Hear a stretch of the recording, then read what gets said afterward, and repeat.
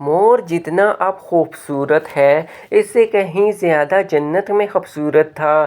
مور کی خوبصورتی پہ سبھی پرندے فدا تھے، لیکن ان سب خوبیوں کے باوجود مور سے ایسی کون سی خطا ہو گئی تھی جس سے اللہ تبارک و تعالیٰ نے مور کو جنت سے نکال دیا۔ اللہ تبارک و تعالیٰ نے جب حضرت آدم علیہ السلام اور اماں حوا کو پیدا فرمایا، اس کے بعد ان کو جنت میں بھیج دیا۔ وہ دونوں جنت میں بہت ہی پرسکون رہتے تھے، بہت ہی لذیذ میوے پھل کھایا کرتے تھے، لیکن ایک اناج جس کو کھانے کی اللہ پاک نے انہیں منع فرمایا تھا اور وہ اناج گندم تھا۔ چونکہ شیطان حضرت آدم علیہ السلام کی وجہ سے ہی جنت سے نکالا جا چکا تھا، اسی وجہ سے شیطان کی حضرت آدم علیہ السلام سے دشمنی ہو گئی تھی۔ شیطان یہ چاہتا تھا کہ وہ کسی بھی طرح حضرت آدم علیہ السلام کو جنت سے نکال دے اور ساتھ میں اماں حوا کو بھی جنت سے نکال دے۔ جب شیطان کو یہ خبر ہوئی کہ حضرت آدم علیہ السلام کو تمام میوے کھانے کی اجازت ہے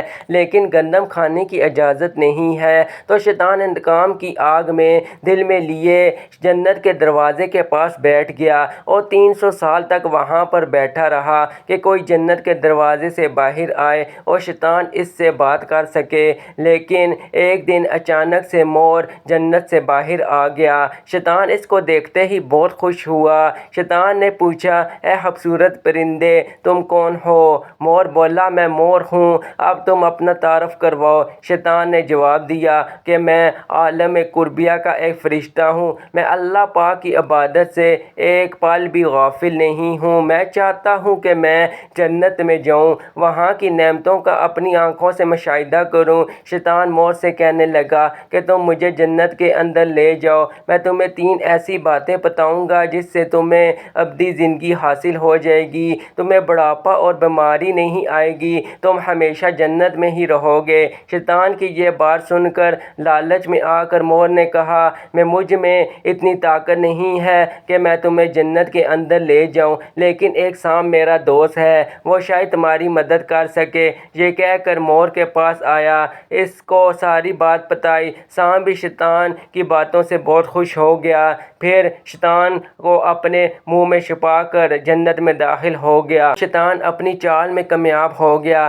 جنت کے تمام نگہبانوں کو یہ معلوم تھا کہ شیطان یہ چال چل رہا ہے اور جنت میں داخل ہو چکا ہے۔ فرشتے شیطان کو جنت سے نکالنے لگے، تب ہی اللہ پاک کا حکم ہوا کہ اس کو بھی ابھی تک جنت میں ہی رہنے دیا جائے۔ وہ فرشتے اللہ تبارک و تعالیٰ کے حکم سے رک گئے۔ شاید یہ حضرت آدم علیہ السلام کا امتحان تھا، شاید شیطان حضرت آدم علیہ السلام کے پاس اور اماں حوا کے پاس جا کر اپنی محبت کا اظہار کرنے لگا۔ وہ دونوں ہی شیطان کو پہچان نہ سکے کیونکہ ماضی کے مقابلے میں شیطان کی شکل تبدیل ہو چکی تھی۔ شیطان کہنے لگا کہ میں چاہتا ہوں کہ آپ دونوں ہمیشہ جنت میں اسی طرح زندگی گزاریں، ہمیشہ خوش رہیں۔ حضرت آدم علیہ السلام اس کی بات بہت غور سے سننے لگے۔ شیطان نے کہا، اگر آپ میری بات مان جائیں تو آپ کو جنت کی اور بھی تمام سہولیات ملیں گی۔ حضرت آدم علیہ السلام شیطان کے بہکاوے میں آ کر کہنے لگے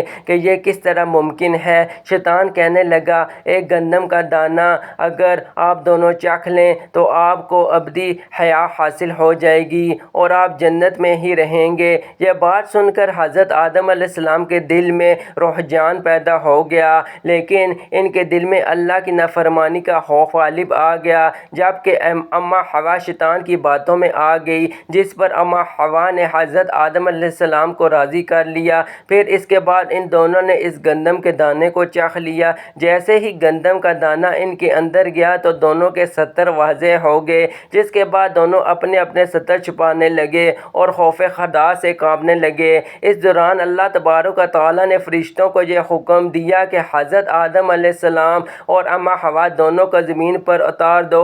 حضرت آدم علیہ السلام کو سری لنکا کے قریب نیچے زمین پر بھیج دیا، جبکہ اماں حوا کو جدہ کی سرزمین پر اتار دیا گیا۔ جن خوبصورت پیروں سے چل کر مور شیطان کو جنت کے اندر لے کر آیا تھا، وہی خوبصورت پاؤں اللہ پاک نے مور سے لے لیے۔